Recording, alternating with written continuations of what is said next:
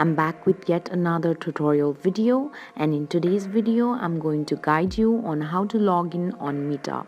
For that, first of all, open up your Meetup app on your phone. After you open up your app, there you can see the option of login.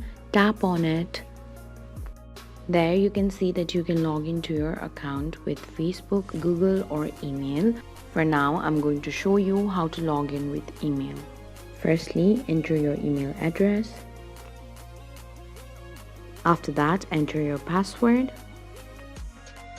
When you're done, tap on login. A pop-up message will appear on your screen. Tap on save if you want to save your password to Google. If not, tap on never.